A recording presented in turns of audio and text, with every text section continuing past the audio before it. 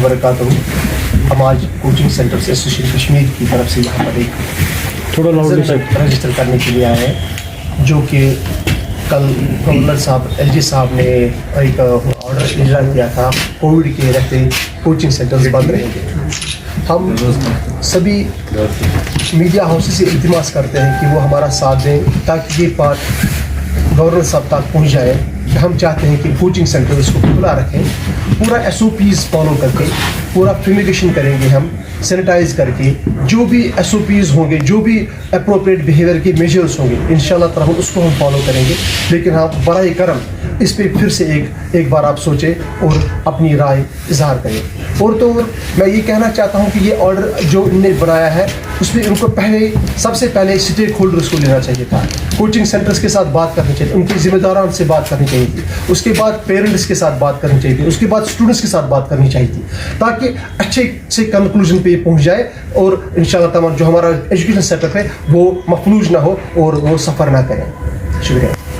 Sir जी, आप behaviours थे उनको हमला नहीं गया, हालांकि स्कूल बंद थे, तो लेकिन कोचिंग सेंटर्स में कुछ रियायत दी गई थी कोचिंग सेंटर्स को, फिर भी वहाँ पे वो इम्प्लीमेंट नहीं हो रहे थे वो SOPs।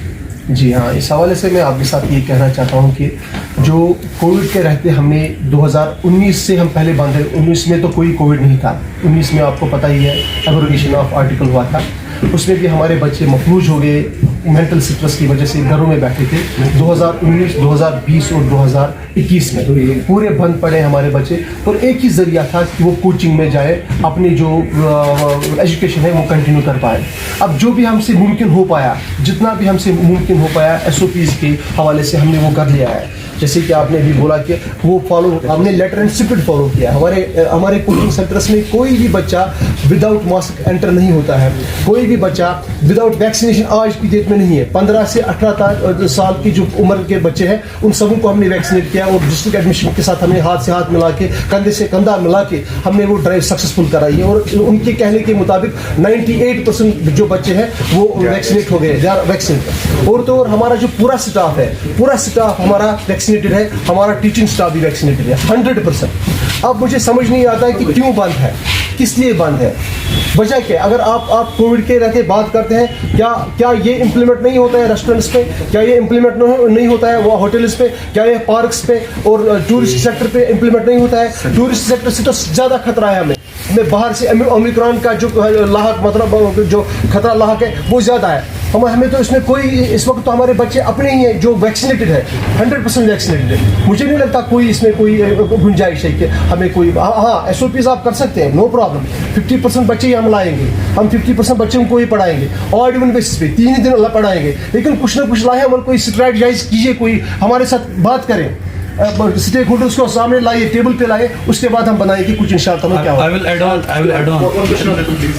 Do you think administration is selectively coming down on the education system heavily, while as the tourism sector is working finely? As you said yourself that restaurants are working at full capacity.